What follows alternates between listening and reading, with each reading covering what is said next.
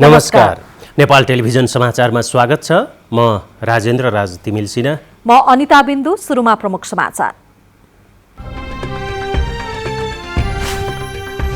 नेकपाद्वारा केन्द्रीय कमिटी 1179 सदस्य बनाउँदै मङ्सिरमा महाधिवेशन गर्ने निर्णय। नेकपाकै प्रचण्ड नेपाल समूहमा माधव कुमार नेपाल अध्यक्ष चयन।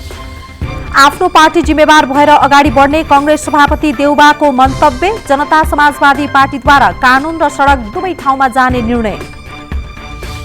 प्रतिनिधि सभा विघटन विरुद्धका 11 रिटमाथि भोलि प्रारम्भिक सुनुवाई। 4 सांसदद्वारा पनि 5 वर्ष कार्यकाल पूरा गर्न पाउनुपर्ने माग गर्दै रिट दायर। नेपालमा कोरोनाबाट मृत्यु हुनेको संख्या 1800 नजिक। संक्रमित संख्या निरन्तर घट्दो। आज 722 जनामा संक्रमण। प्रतिनिधि सभा विघटन भएपछि सत्तारूढ नेपाल कम्युनिस्ट पार्टी नेकपाका नेताहरूले छुट्टा छुट्टै केन्द्रीय कमिटिको बैठक आह्वान गरेका छन्। पार्टीका अध्यक्ष एवं प्रधानमन्त्री केपी शर्मा ओलीको अध्यक्षतामा प्रधानमन्त्री निवास बालुवाटारमा बसेको केन्द्रीय कमिटिको तेस्रो बैठकले केन्द्रीय कमिटी विस्तार गरेर प्रवक्ता चयन गरेको छ। त्यस्तै प्रचण्ड नेपाल समूहको बैठकले माधव कुमार नेपाललाई पार्टीको अध्यक्ष बनाउने निर्णय गरेको छ। पार्टीको आन्तरिक विवादका कारण प्रतिनिधि सभा विघटन गरी ताजा जनादेशका लागि पार्टी अध्यक्ष एवं प्रधानमन्त्री केपी शर्मा ओलीले निर्वाचनको विकल्प रोज्नु भएपछि मंगलबार पार्टीका दुवै अध्यक्षको अध्यक्षतामा बेग्ला बेग्लै बैठक बसेको हो। पार्टीका प्रथम अध्यक्षका हैसियतले प्रधानमन्त्री ओलीले अध्यक्षता गर्नुभएको बालुवाटारमा बसेको बैठकले मौजूदा केन्द्रीय कमिटी विस्तार र पार्टीका नयाँ प्रवक्ता चयन गर्ने निर्णय गर्यो। बैठकले मौजूदा केन्द्रीय कमिटीमा 556 जना सदस्य थप गर्ने गरी मनोनयनको प्रस्ताव गर्दा बैठकले सर्वसम्मत रूपमा पारित गर्यो। नेकपाको मौजूदा केन्द्रीय कमिटीमा 447 जना रहेकोमा बैठकले 556 थप गर्ने प्रस्ताव पारित गरेको छ। 196 जना भने अझै रिक्त राखिएको छ। बैठकले विस्तार गरेको केन्द्रीय कमिटीको नामावली मंगलबार नै निर्वाचन आयोग समक्ष बुझाउने निर्णय पनि गरेको छ। बालुवाटारमा बसेको केन्द्रीय कमिटीको तेस्रो बैठकले मनोनित गरेका सदस्यलाई अध्यक्ष ओलीले शपथ समेत गराउनु भएको छ। बैठकले पार्टी प्रवक्ताको जिम्मेवारी स्थायी कमिटी सदस्य प्रदीप कुमार गेवालीलाई दिने निर्णय पनि गर्यो। बैठकलाई सम्बोधन गर्दै पार्टीका अध्यक्ष एवं प्रधानमन्त्री ओलीले विकसित राजनीतिक घटनाक्रम र अबको निर्वाचन तथा पार्टीको रणनीतिबारे विभिन्न निर्देशन दिनुभयो। उहाँले अब सबै शक्ति एकजुट भएर निर्वाचनमा जानुपर्ने र यसअघि विजयी भएको भन्दा बढी स्थानमा जित हासिल गर्नुपर्ने बताउनुभयो। हामीले हाम्रा महान उद्देश्यहरू तोकेका छौँ। हामी समाजवादमा पुग्न चाहन्छौँ। अहिले त्यसकारण समाजवाद उन्मुख छौँ। समाजवाद उन्मुख भनेको लोक कल्याणकारी राज्यका अवधारणा अनुसार काम गर्दै सामाजिक न्याय र समानताको अभिवृद्धि गर्दै सुशासन र विकासको बाटोमा अगाडि बढेर हाम्रो समृद्ध नेपाल सुखी नेपालीको राष्ट्रिय आकांक्षा पूरा गर्ने हाम्रो उद्देश्य त्यो। त्यस उद्देश्यका निम्ति हामीले एउटा वास्तवमै सशक्त आन्दोलन निर्माण गर्नु। त्यो आन्दोलन निर्माण गर्न सञ्चालन गर्न र त्यसलाई ठिक ढङ्गले अगाडि बढाउनका लागि हामीसँग एउटा सशक्त पार्टी छ। त्यो सशक्त पार्टी एकताबद्ध हुनुपर्दछ। अघि मैले भनेका सही विचारहरूमा मार्क्सवादी दर्शन, मार्क्सवादी लेनिनवादी सिद्धान्त र हामीले लिएको हाम्रो गन्तव्यतर्फ अगाडि बढ्ने स्पष्ट मार्गचित्र, त्यसका निम्तिका कार्यक्रम योजना नीतिका साथ हामी अगाडि बढ्छौँ। त्यस्तो गर्नका लागि र त्यस्तो राष्ट्रिय आन्दोलन चलाउनका लागि हामीलाई सशक्त, मजबुत, एकताबद्ध, गतिशील पार्टी चाहिन्छ। त्यस्तो पार्टी निर्माणको एउटा नयाँ चरणमा फेरि हामी प्रवेश गरेका छौँ।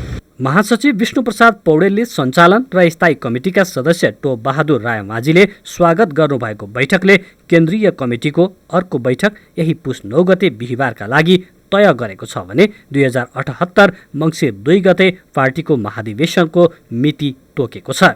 प्रधानमन्त्री निवास बालुवाटारमा बसेको बैठकपछि पार्टीका नयाँ प्रवक्ता प्रदीप कुमार गेवालीले पार्टीका प्रथम अध्यक्ष र महासचिवका परामर्शमा बैठक आह्वान भएकोले यो आधिकारिक हुने जिकिर गर्नुहुँदै विवाद भएमा आयोगले निधो गर्ने प्रतिक्रिया दिनुभयो। निर्धारित समयमा महाधिवेशन सम्पन्न गर्न नसकेको र देश र जनताका सामु उपस्थित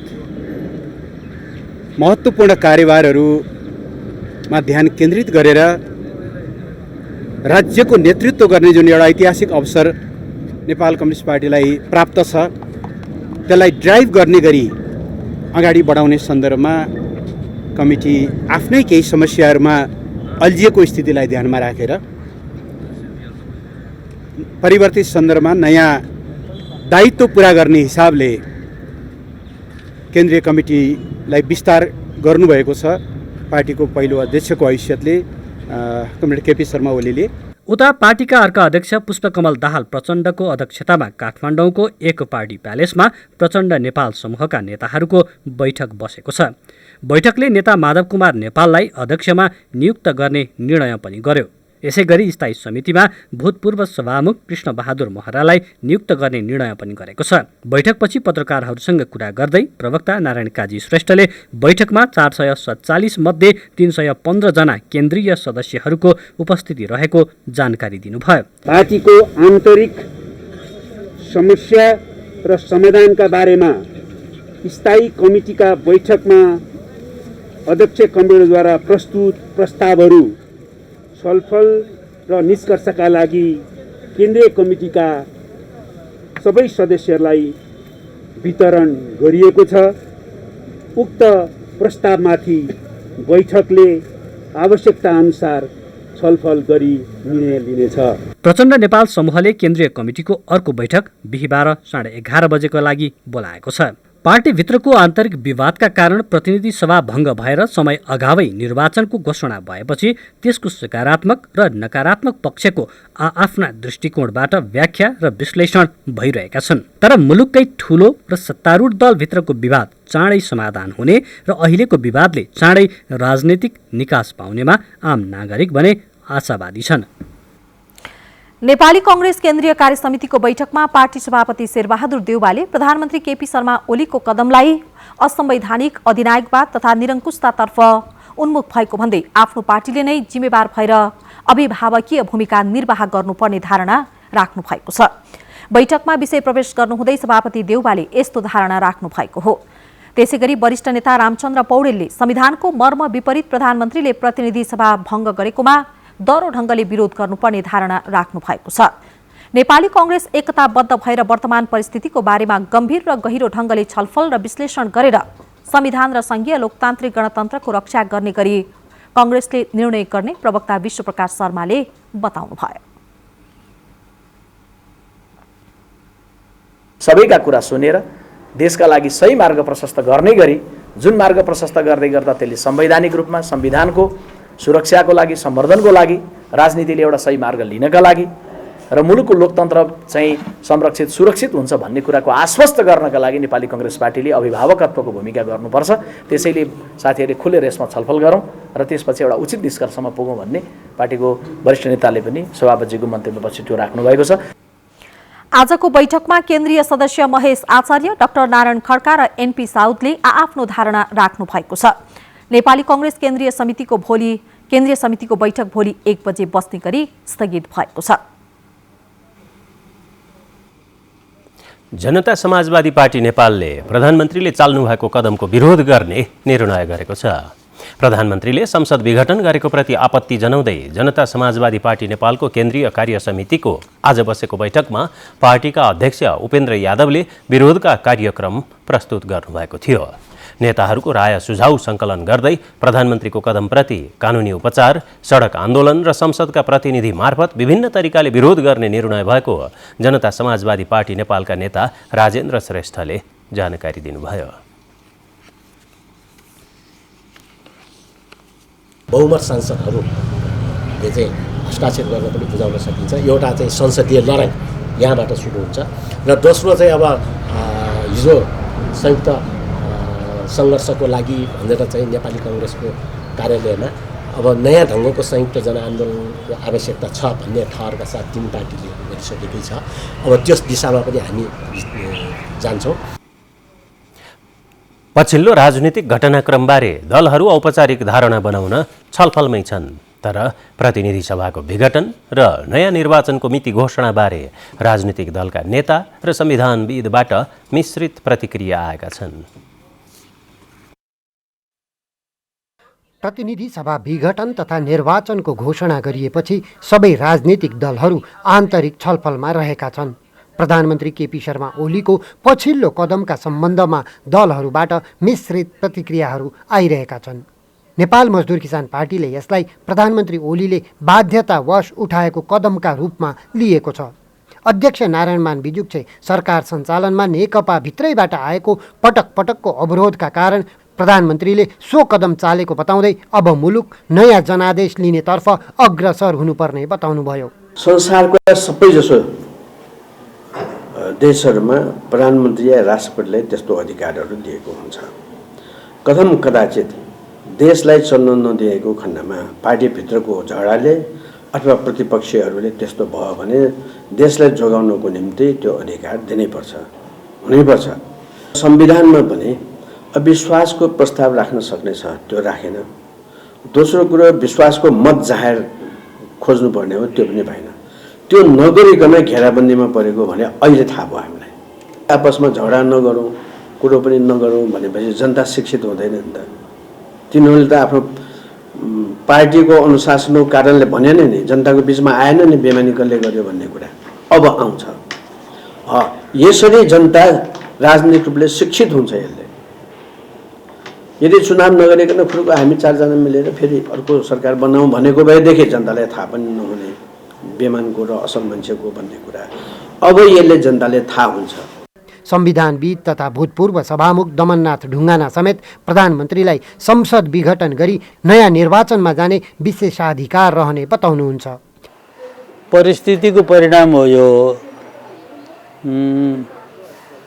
एउटा च्यापाच्याप भयो सबैतिरबाट, एक प्रकारको ज्यादती नै भयो। प्रधानमन्त्री संवैधानिक सभाबाट निर्णय नगर्ने स्थितिमा पुर्याइएको थियो होइन। त्यसमा प्रतिपक्षको नेताले पनि सहयोग गर्नु भएन, पछि हुँदा हुँदा आएर सभामुखले सहयोग गर्नु भएन, प्रधान न्यायाधीश पनि नबस्ने स्थिति भइसकेको थियो। प्रधानमन्त्रीको कदमका विरुद्धमा सर्वोच्च अदालतमा परेका रिटमाथि भोलि सुनुवाई भए पनि मुलुक अब निर्वाचन उन्मुख भएको धारणा दल र कानुनविदको छ। सरकारले आगामी वैशाखमा प्रतिनिधि सभाको निर्वाचन गर्ने घोषणा गरेसँगै निर्वाचन आयोगले आफ्नो काम अगाडि बढाएको छ। वैशाख 17 र 27 गते 2 चरणमा हुने निर्वाचनका लागि आयोगले काम अघि बढाएको हो। राष्ट्रपतिको कार्यालय र गृह मन्त्रालयबाट निर्वाचन घोषणा गरेको पत्र प्राप्त गरेसँगै निर्वाचन आयोगले घोषित मितिमै निर्वाचन गर्ने तयारी अघि बढाएको छ। निर्वाचन घोषणा भएपछि मतदाता नामावली दर्ता गर्न स्थगित गरिएको छ भने निर्वाचन सम्बन्धी अन्य काम सुरु गरिएको आयोगले जनाएको छ। निर्वाचनको मिति घोषणा भएसँगै निर्वाचन आयोगले अब निर्वाचनको कार्यतालिका बनाउनु पर्नेछ। राजनीतिक दल दर्ता गर्ने, मतदाता नामावली अद्यावधिक गर्ने, मतपत्र छपाउने, मतदान कार्यालय स्थापना गर्ने लगायतका काम आयोगले गर्नुपर्नेछ। त्यसको कार्यतालिका बनाउन आयोगले सुरु गरेको छ। तयारीका लागि निर्वाचन आयोगले निर्वाचन कार्यक्रमको कार्यतालिका अथवा निर्वाचनको काम चाहिँ सुरुदेखि मत परिणामसम्मका सन्दर्भमा गर्नुपर्ने क्रियाकलापहरू के गर्ने, कहिले गर्ने भनेर कार्यक्रम तालिका बनाउँदैछ र त्यसको प्रारम्भिक खाका तयार भएर हामी आयोगभित्र छलफलको क्रममा छ। निर्वाचनको तयारीका लागि सामान्यतया 120 दिन चाहिन्छ। यसपटकको निर्वाचन विगतको भन्दा केही फरक परिवेशमा हुँदैछ। कोरोना भाइरसको जोखिमका कारण निर्वाचन गराउन केही चुनौती रहेको छ। तर कोरोनाको जोखिमकै बीच विश्वका धेरै मुलुकले निर्वाचन गराएकाले नेपालले पनि ती मुलुकमा गरिएको निर्वाचनको उदाहरणलाई हेरेर मापदण्ड निर्धारण गर्ने भएको छ।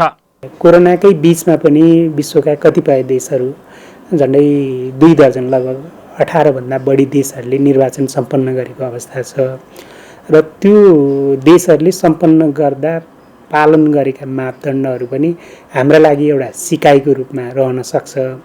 त्यो र हाम्रो देशको परिवेशको आधारमा व्यवस्थापन गर्नु चाहिँ एउटा चुनौतीको रूपमा चाहिँ रहन्छ र त्यसका बारेमा हामी कस्तो मापदण्ड अपनाउने अथवा कसरी चाहिँ मतदान केन्द्र र निर्वाचनका प्रक्रियाहरूलाई व्यवस्थित गर्ने भन्ने बारेमा छलफल गरेर एउटा स्वास्थ्यको चाहिँ सन्दर्भबाट एउटा मापदण्ड अथवा एउटा नर्म्सहरू बनाएर त्यसलाई कार्यान्वयन गर्नेतर्फ हामी जान्छौँ। सरकारले निर्वाचन 2 चरणमा गर्ने घोषणा गरेको छ। आयोगले भने एकै चरणमा पनि निर्वाचन गर्न सकिने जनाएको छ। 2074 सालमा भएको प्रतिनिधि सभा सदस्य निर्वाचनमा 1,54,27,731 मतदाता रहेका थिए। निर्वाचनमा 1,05,87,521 जना अर्थात् 68.63% मतदान गरेका थिए। आगामी निर्वाचनमा केही मतदाता थपिन सक्ने आयोगले जनाएको छ। 18 वर्ष उमेर पुगेका नेपाली नागरिकले मतदान गर्न पाउनेछन्। प्रतिनिधि सभा विघटनको घोषणा विरुद्ध परेका रिट निवेदनहरूमाथि भोलि प्रारम्भिक सुनुवाई हुने भएको छ। 13वटा रिट परेकोमा 12वटा माथि भोलि एकल इजलासमा सुनुवाई हुने भएको सर्वोच्च अदालतको मुद्दा महाशाखाका प्रमुख बाबुराम दाहालले जानकारी दिनुभएको छ। अर्को एउटा रिट भने संवैधानिक इजलासमा आउँदो शुक्रबार पेश हुने उहाँले बताउनुभयो। भोलि सुनुवाई हुने रिट मध्ये एउटा रिट 4 जना सांसदले पनि दायर गर्नु भएको छ।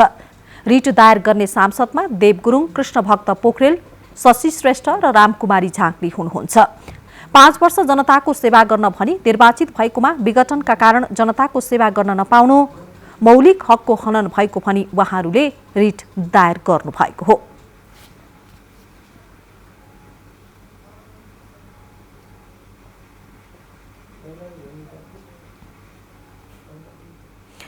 सरकारले बेलायतबाट नेपाल आउन रोक लगाउने निर्णय गरेको छ। कोरोना नियन्त्रण र रोकथामका लागि सरकारले गठन गरेको कोभिड-19 संकट व्यवस्थापन केन्द्र निर्देशक समितिको सिंहदरबारमा बसेको बैठकले बेलायतमा कोरोना संक्रमण निकै बढेको भन्दै बेलायतबाट नेपाल आउन रोक लगाउने निर्णय गरेको हो। बेलायतबाट यात्रा प्रस्थान गरी नेपाल आउने यात्रु र बेलायतमा ट्रान्जिट भई नेपाल आउने यात्रुलाई अर्को सूचना नभएसम्मका लागि आउन रोक लगाउने निर्णय गरिएको प्रधानमन्त्री तथा मन्त्री परिषद कार्यालयका सचिव महेन्द्र गुरागाईले जानकारी दिनुभयो। त्यस्तै उक्त देशबाट नेपाल आउनका लागि प्रवेशाज्ञा जारी नगर्ने र नेपालमा प्रवेशाज्ञा रोक लगाउने निर्णय भएको छ। यस्तै बुधबारसम्म बेलायतमा ट्रान्जिटमा रहेका नागरिकलाई नेपाल आएपछि 10 दिनसम्म होटेलमा क्वारेन्टिनमा बस्नुपर्ने व्यवस्था गरिएको उहाँले बताउनुभयो। पछिल्लो समय बेलायतमा कोरोना संक्रमण फैलिएपछि विभिन्न मुलुकहरूले यात्रा प्रतिबन्ध लगाएका छन्।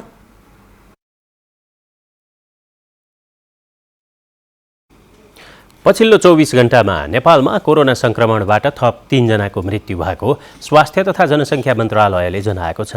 यो सँगै नेपालमा कोरोना संक्रमणबाट मृत्यु भएकाहरूको संख्या 1798 पुगेको छ। यसैगरी पछिल्लो 24 घण्टामा जम्मा 7000 जनाको PCR परीक्षण गरिँदा 722 जनामा कोरोना संक्रमण पुष्टि भएको पनि स्वास्थ्य मन्त्रालयले उल्लेख गरेको छ। नयाँ थपिएका कोरोनाका संक्रमितसँगै नेपालमा हालसम्म कोरोना संक्रमित संख्या 2,55,236 पुगेको छ। त्यसैगरी पछिल्लो 24 घण्टामा 966 जना कोरोना मुक्त भएका छन्। हालसम्म नेपालमा कोरोना संक्रमण मुक्त भएकाहरूको संख्या 2,45,709 छ। यो सँगै सक्रिय संक्रमितको संख्या 7,729 छ। काठमाडौँ उपत्यकामा मात्रै पछिल्लो 24 घण्टामा 365 जना संक्रमित थपिएका छन्, जसमध्ये काठमाडौँमा 300, भक्तपुरमा 23 र ललितपुरमा 42 जना रहेका छन्। प्रदेश नम्बर 2 मा कोरोना संक्रमणको दर कम हुँदै गएको छ। पछिल्ला दिनमा प्रदेश नम्बर 2 मा दैनिक न्यून संख्यामा मात्रै कोरोना संक्रमित पहिचान हुने गरेका छन्। तर जोखिम कायमै रहेकोले सावधानीका उपाय अवलम्बन गराउन प्रदेशको स्वास्थ्य निर्देशनालयले के कस्तो काम गर्दै आएको छ त? यो विषय प्रस्तुत छ आजको कोरोना केयरमा।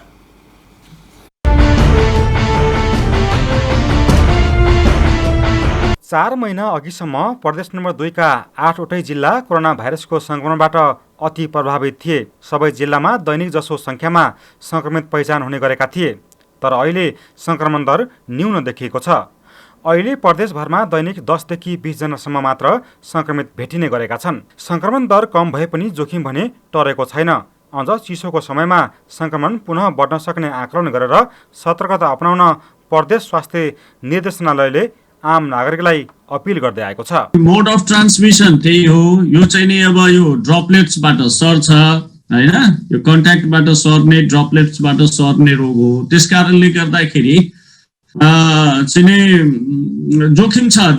जाडोको मौसम पनि छ हेर्नुहोस्, अनि यो जाडोमा चाहिँ नि श्वास प्रश्वासमा रोग लगाउने जो चाहिँ नि भाइरसहरू छन्, रेस्पिरेटरी भाइरसहरू, तिनीहरू सक्रिय पनि छन्।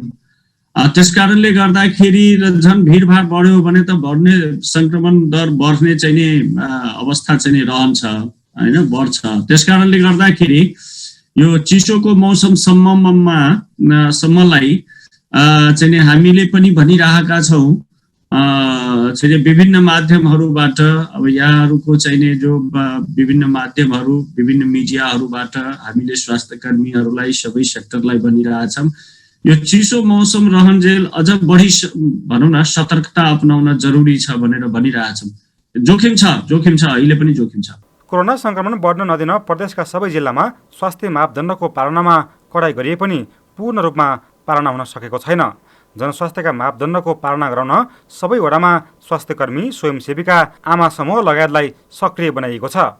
उनीहरूले जनस्वास्थ्यका मापदण्डका बारेमा आम नागरिकलाई बुझाउने गरेका छन्। झन्डै एउटा वार्डमा सरदर मैले भनेको 200 जना मान्छे छन् त्यहाँ वार्डमा, एउटा वडामा भनेपछि चाहिँ नि ती 200 जना मान्छेहरूले सामाजिक भौतिक दूरी कायम गरेर मास्क लगाएर र आफ्नो चाहिँ नि जो जनस्वास्थ्यका विधिहरू छन् ती कुराहरू अपनाएर हामीले होम भिजिटहरू गर्ने, घरमा गएर सम्झाउने, विभिन्न अवसरहरू हुन्छ त्यसमा गएर सम्झाउने, बुझाउने गर्यौं भने र स्वास्थ्यकर आनी बानी बेहोराहरू अपनाउन जरुरी छ। कोरोना विरुद्धको खोप आइहाल्छ भन्ने भावनाले पनि कतिपय मानिसले जनस्वास्थ्यका मापदण्डको पालना नगरेको पाइन्छ।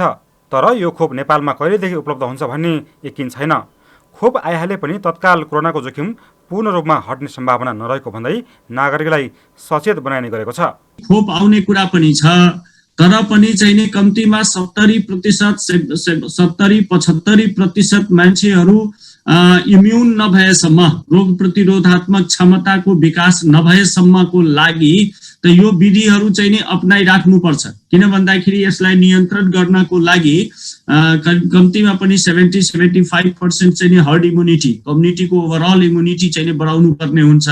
त्यसकारणले यो त 2-4 वर्षको लागि चाहिँ नि कोरोना रहन्छ, कोरोनासँग बाँच्ने, कोरोनासँग बस्ने अवस्था चाहिँ नि तब मात्र सम्भव हुन्छ जबकि हामी यी जनस्वास्थ्यका विधिहरू जति छन्, यो मास्क लगाउने, साबुन पानीले पटक पटक राम्रोसँग मिची हात धुने, 2 मिटरको दूरी कायम गर्ने, भिडभाड नगर्ने, भिडभाडमा नजाने, यस्ता कुराहरू त गरिराख्नु। अब यो त वे अफ लाइफ भइसक्यो।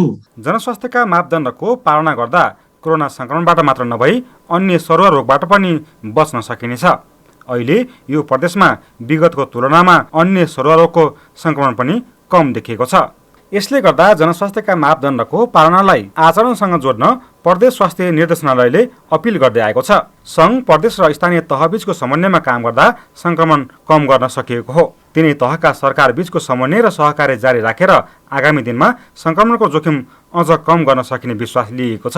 यसबाट चाहिँ नि बच्ने उपाय भनेको चाहिँ नि मास्क लगाउने, अनि भिडभाड नगर्ने, भिडभाडमा नजाने, 2 मिटरको दूरी कायम गर्ने, पटक पटक साबुन पानीले हात धुने, साबुन नभएको अवस्थामा सेनिटाइजरको प्रयोग गर्ने, यी विधिहरू चाहिँ नि अनिवार्य रूपमा हरेक व्यक्तिले चाहिँ नि अपनाउनु पर्छ।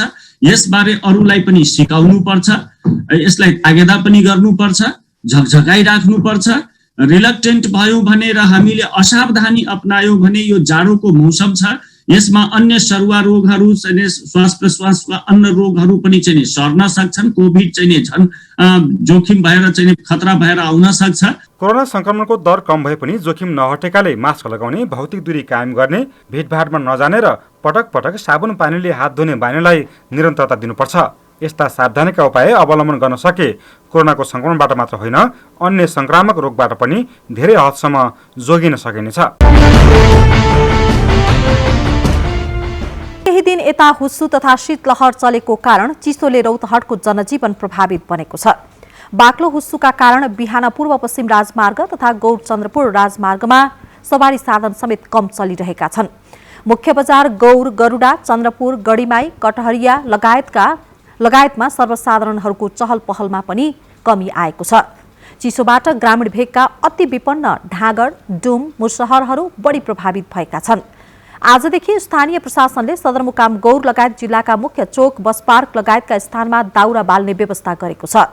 चिसोबाट सर्वसाधारणलाई जोगाउन वन कार्यालयले दाउरा उपलब्ध गराउने, स्थानीय तहले न्यानो लुगा एवं कम्बलको व्यवस्था गर्ने निर्णय गरिएको प्रमुख जिल्लाधिकारी इन्द्रदेव यादवले जानकारी दिनुभएको छ। विकास निर्माणका काममा कैलालीका स्थानीयले स्थानीय सरकारलाई साथ दिएका छन्। क्षेत्रीय शहरी विकास आयोजनाले धनगढी उपमहानगरपालिकामा सडक विस्तार र नाला निर्माणको काम सुरु गर्दा स्थानीय बासिन्दाले सडक क्षेत्रमा पर्ने घर टहरा आफैले भत्काउन थालेका छन्। तोड्नलाई यो पिल्लर हाले हजुरको यो घरको सपोर्ट नै यो पिल्लरहरू थियो। त्यसैले अब यो पिल्लर हालिसकेपछि अब मलाई तोड्नलाई सजिलो छ हजुर। अब चाँडै नै नालीको विस्तारको काम होस् भन्ने सोच हो। कैलालीको धनगढी उपमहानगरपालिका 4 का स्थानीय जितेन्द्र रावल धनगढी उपमहानगरपालिकामा क्षेत्रीय शहरी विकास आयोजनाले अहिले नाली निर्माण र सडक विस्तारको काम गरिरहेको छ, जहाँ स्थानीयहरूले सडक सीमामा पर्ने घर टहराहरू आफै भत्काएर विकास निर्माणमा सहयोग गरिरहेका छन्। विकास जनताकै लागि भएकोले आफूहरूले सक्दो सहयोग गरिरहेको धनगढीका स्थानीयले बताएका छन्।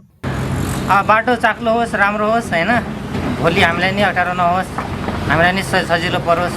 नगर प्रमुख निर्पबहादुर ओडले सडक क्षेत्राधिकारमा पर्ने संरचना भत्काउने घरधनीलाई आदर्श नगरवासीको रूपमा सम्मान गर्ने र उनीहरूलाई विशेष सुविधाको व्यवस्था गरिएको बताउनु भएको छ। उहाँलाई के सब्सिडी दिने भनेका छौँ भने घर नक्सा हामीले नै पास गरिदिन्छौँ, त्यसको रायसो लिँदैनौँ, नक्सा हामी नै तयार गरिदिन्छौँ, फन्डमा चाहिँ कलर हामी लगाइदिन्छौँ।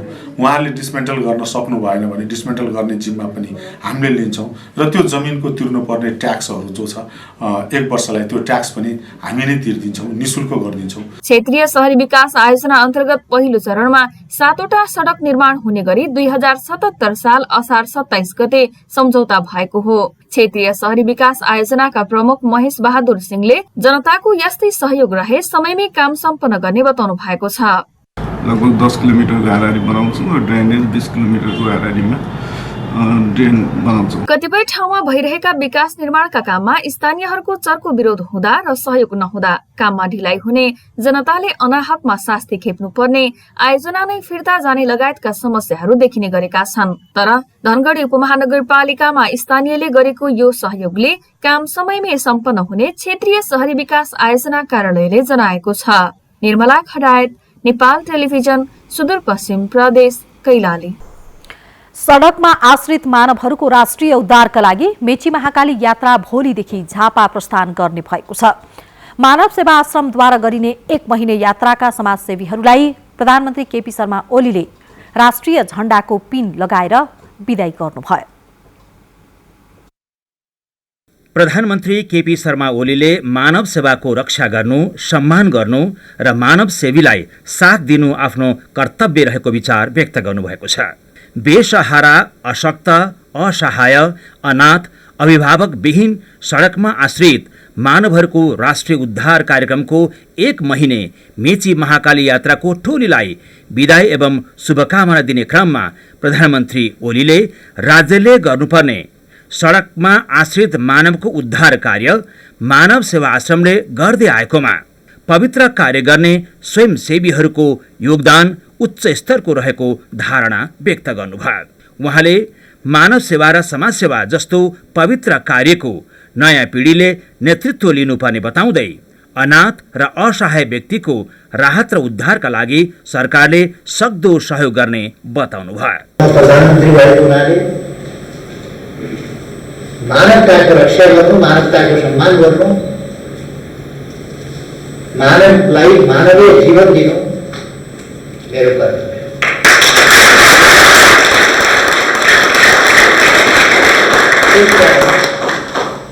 तपाईँले जुन अभियान चलाउनु भएको छ त्यो अभियानमा साथ दिन पनि मेरो कर्तव्य। त्यस कारण म यहाँ उपस्थित प्रधानमन्त्री ओलीले मानवहरूको राष्ट्रिय उद्धार कार्यक्रमको मेची महाकाली यात्रामा सहभागी 15 जनाको टोलीलाई राष्ट्रिय झण्डाको पिन लगाएर बिदाई गर्नुभयो। यसैगरी प्रधानमन्त्री ओलीले मानव सेवा आश्रमद्वारा 5 वर्षदेखि आश्रममा पालिएका 2 बङ्गलादेशी नागरिकलाई नेपालका लागि बङ्गलादेशका राजदूत सलाउद्दिन नोमा चौधरीलाई बङ्गलादेश फर्काउन जिम्मा लगाउनुभयो। चितवन र लमजुङमा अलपत्र परेका बेसहारा यी 2 बङ्गलादेशी नागरिकलाई मानव सेवा आश्रमले पालन पोषण र स्याहार सुसार गर्दै आएको थियो। कार्यक्रममा मानव सेवा आश्रमकी संरक्षक एवं प्रधानमन्त्रीकी धर्मपत्नी राधिका साक्यले मानव सेवा आश्रमका स्वयंसेवीहरूले देशका 7वटै प्रदेशमा बेसहारा मानवहरूको उद्धार गरेर प्रशंसनीय र पुण्य काम गरिरहेको आफूले पाएको बताउनुभयो। नेपालभरि अथवा 7 प्रदेशमा कहीँ 2-3टा छ, कहीँ एउटा मात्रै भए पनि संस्थाहरू चाहिँ खडा गरेर ती संस्थाहरूमा ती असहाय व्यक्तिहरूलाई राखेर दिनरात उहाँहरूले सेवा गरिराख्नु भएको छ। सो अवसरमा महिला बालबालिका तथा ज्येष्ठ नागरिक मन्त्री लीलानाथ श्रेष्ठले समाज सेवाबाट सामाजिक रूपान्तरणमा सहयोग पुग्ने विचार व्यक्त गर्नुभयो। केही गरेर समाजलाई केही रूपान्तरण गर्नलाई लाग्छ, केही परिवर्तन गर्नका लागि आफ्ना अमूल्य समय समाजको परिवर्तनको लागि लाग्छ। तपाईहरुको अत्यन्त मानवीयतासँग जोडिएको क्षेत्र हो। नेपालका लागि बङ्गलादेशका राजदूत सलाउद्दिन नोमा चौधरीले नेपालको मानव सेवा आश्रमले बङ्गलादेशका नागरिकलाई मानव सेवा गरेर ठूलो गुण लगाएको बताउनुभयो। Social structure is not as strong to prevent this trafficking thing, and there are many reasons for which a person becomes destitute. मानव सेवा आश्रमका अध्यक्ष रामजी अधिकारीले राष्ट्रिय उद्धार कार्यक्रम अन्तर्गतको मेची महाकाली यात्रामा मानव सेवा जागरण कार्यक्रम पनि सञ्चालन गरिने बताउनुभयो। मानवता प्रवर्धनका कार्यक्रमहरू गर्न प्रत्येक मानिसको हृदयमा मानवताको बिउ रोप्नका लागि हामीले मानवता प्रवर्धनका अभियानका कार्यक्रमहरू अगाडि बढाइराखेको छौं। कार्यक्रममा जेसुम अभियानका संयोजक एवं साहित्यकार अनिता लामा, समाजसेवी आनी छोइङ डोल्मा, कवि साहित्यकार स्नेह सायमी लगायतका वक्ताहरूले मानव सेवाको महत्व र मानव सेवा आश्रमले गरिरहेको समाज सेवाको बारेमा प्रकाश पार्नुभयो।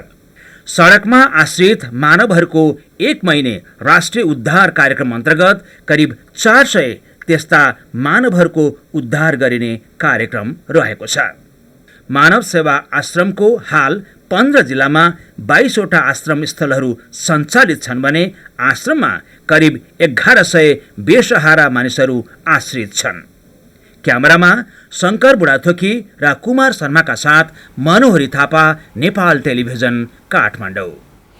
जाडोयाममा बजारमा सिरकको माग बढेपछि सिरक बनाउने मजदुरहरूलाई कामको भ्याइ नभ्याइ हुन थालेको छ। डडेलधुरामा सिरक तथा डसना बनाउने काममा संलग्न मजदुरहरू प्राय सबै भारतबाट आएका छन्। उनीहरूले एक मौसममा 80,000 रुपैयाँसम्म आमदानी हुने गरेको बताएका छन्। जिल्लाका बजारहरूमा सिरक र डसनाको व्यापार पनि बढेकाले भ्याइ नभ्याइ भएको व्यापारीहरूको भनाइ छ। व्यापारीले एक मौसममा 6 लाख रुपैयाँसम्म आमदानी हुने गरेको बताएका छन्। रोल्पाको ग्रामीण भेगका महिलाहरू अन्न खेतीका अतिरिक्त तरकारी खेती तथा मौरी पालनमा सक्रिय हुन थालेका छन्। यसअघि गहुँ जौ मात्रै खेती गर्ने बारीमा अहिले तरकारी खेती गरेर उनीहरूले आमदानी गर्न थालेका हुन्। लुङ्ग्री गाउँपालिकाको समन्वयमा ऋण उपलब्ध गराउन थालेपछि महिलाहरूलाई सहज भएको हो। यसअघि बजारबाट तरकारी किनेर खाने स्थानीयहरूले अहिले आफैले उत्पादन गरेको तरकारीले पुर्याउने गरेको गाउँपालिकाका अध्यक्ष दुर्गाबहादुर खड्काले बताउनुभयो।